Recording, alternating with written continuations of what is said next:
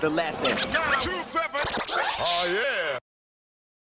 Who are some of the guys in Australia who are producers and MCs that you respect the most? Yeah, well, it probably goes back to what we said before, and that was Ransom and Prowler are the two that come straight off the top of my head.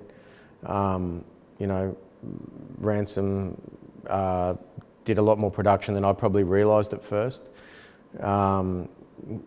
and he was an MC. I based a lot of my style on him. I mean, as we sort of spoke of, you know, Kane made me want to pick up the pen. Finesse, 110% confirmed that that's what I wanted to do. And Ransom from Melbourne was my local hero as far as an MC. So he kind of made me want to, you know, he made me think, well, now I can do that. I can be a Melbourne Lord Finesse, you know what I mean? So yeah, I mean, Ransom comes in that way. Prowler obviously comes in via things that we've kind of already discussed. You know, I met him a long time ago as well. And just watching his work ethic, getting back as well what I was saying about being in your own lane. I mean, Prowler's never bought into the scene. He's always just done his own shit and done it incredibly well, you know, for himself first and foremost. There's been no, you know, and that's something that I really respected as well. Plus, the dude could rhyme his ass off, and he's the best producer in Australia, man. You know what I mean? So, in my opinion. So yeah, they're probably the two for me, you know.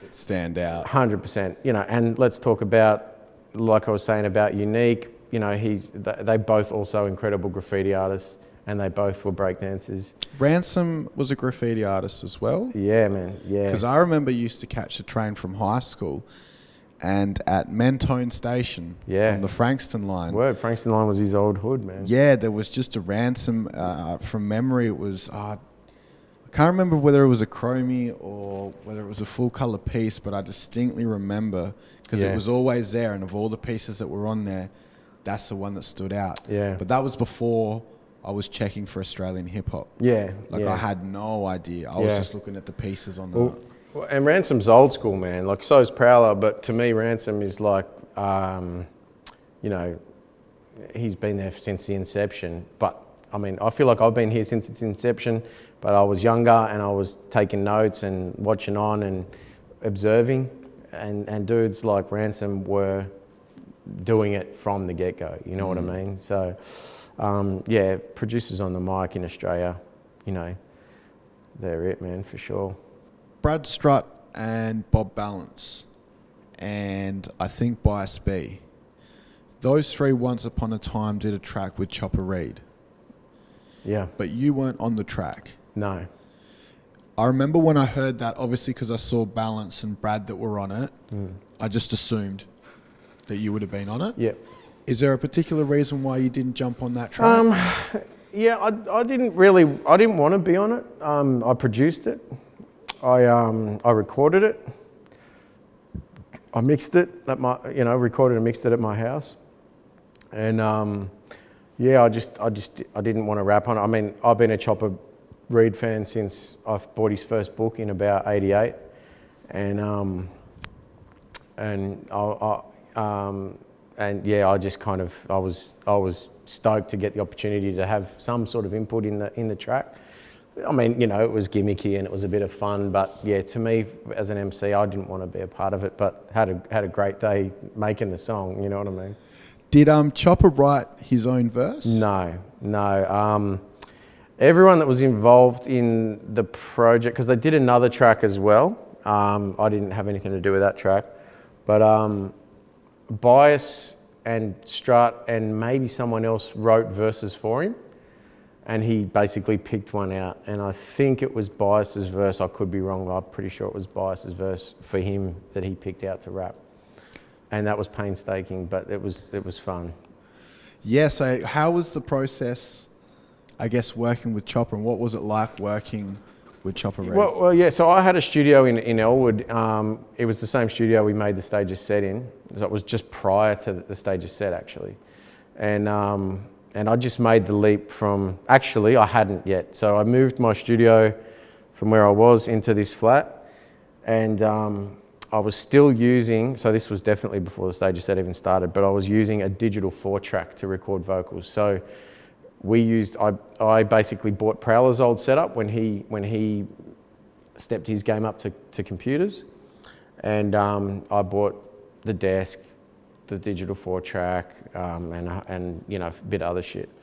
So basically, a digital 4-track, for anyone that's used it, it's you know, it's fucking hard. But you've basically got 4 tracks, and 2 of them are already your left and right for your instrumental. So you've got 2 tracks to fuck with vocals. But I finally worked out the luxury of how to record, and once you were happy with it, you could keep just bouncing over onto this last track. So you could make it unlimited, but once you bounced, they all just became 1 track, and you couldn't split nothing. So that was good fun. I mean, you know, that's kind of what we had to deal with, and to me that was like next level from a tape deck 4-track to, before that, doing it, like I said, putting 2 boomboxes together or making pause tapes. So it was a good way to do it, but it was good doing it with MCs that could actually rap. Chopper's scenario, it was basically a case of he stood up at the mic, and he held the piece of paper with the raps on it, and he just spoke it in like his own way. Anyone that's heard him speak for real would understand how he said it, but he just kind of rattled it out, fucked it up, went back, reset it, chopped it, changed it, you know, finally got his way through it. And then I had to actually go in and chop word for word, line for line, half a sentence here, bit there, and then move it all onto beat. Because the beat was running, but he wasn't listening to it. He might have been listening to it, but you know, he's no MC, you know. It was never going to be. How did the actual collaboration come about? Like, what is it that made you guys reach out to him, and then how did you get in contact with him? Yeah, Strut was working at Obese at the time, and Shaz Lick, who owned Obese, his brother was I don't know, he was doing some publicity or PR work for some company, I think, and I think he might have been working for the film company that was making the film that the track was for, which was a terrible movie that it's my one and only time on the red carpet, and it was fucking Z-grade shit, but it was classic. Yeah, and J-Dub, his name was, and he was talking to Strut and sort of said, oh, I got this, and Strut said, yeah, let's make it happen. So Strut said to me, do you want to do this track with Chopper? And I was kind of like, he knew I was a Chopper fan, you know. And I was like, yeah, fuck it, let's do it, you know. It's a bit of fun, so yeah. I produced it, they rapped on it, and it was what it was, you know. It was a bit of fun. Like I said, I was a Chopper fan. It was always going to be cool to meet him, and made sure I loaded the fridge up with Melbourne bitters, and he came up the top. And yeah, proceeded to drink about fucking 18 of them over a couple of hours, and you know, he wasn't backwards in sort of finishing one and saying, "Oh, Trem, you got another Melbourne bitter?" You know, that was fun. It was funny, man. It was good. And the funniest thing is there's periods where I just pressed record and just let him, and he just spoke, and that's the real gold that I've never unleashed. So. Yeah, it's fucking, yeah, good times, man. Good times. You know, good experience to be involved in, that's for sure. Was it a trip meeting someone that you know, were such a big fan of? Yeah, it was. Yeah, and you know, I've been a particularly Australian crime fan for years. So, you know, to actually meet someone who I had all those, particularly the first half a dozen books, and had read about, you know, all those stories. It was kind of bugged, you know. So and to meet him in your house and just chill out with him and have a beer with him and have him poke shit at me because I had some of his arch rivals books in the racks as well. You know what I mean? Like that was pretty funny. So yeah, it was good. It was good. I guess the majority of people who are familiar with Chopper would never have had the opportunity to meet the dude. When you watched his movie, do you think that character was an accurate representation of who you met? Oh, yeah, I think so. Yeah, he definitely lived up to the stereotypes and to the persona he sort of created in real life. Definitely, you know. Yeah, 100%. Was it when you're, you know, we're not going to talk specific figures here. Yeah. But when you do the business deal with someone like that, I mean, was he expensive to get on a song?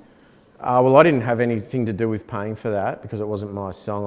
I actually got enlisted to come on board as the engineer, producer / engineer for the track. So I was actually invoicing the film company for that one. So yeah, word. I actually got paid to hang out with Chopper. All it cost me was half a slab of Melbourne's.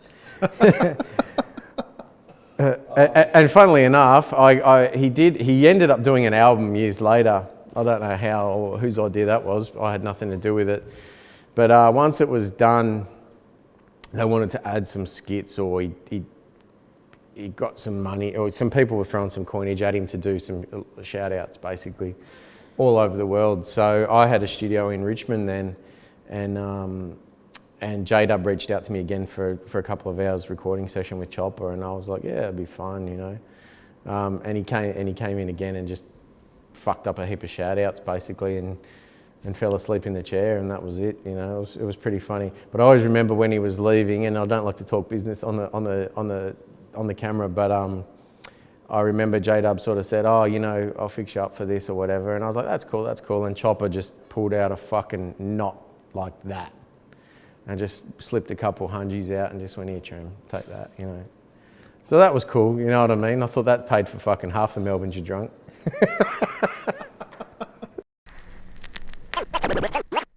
The last 27. Oh yeah.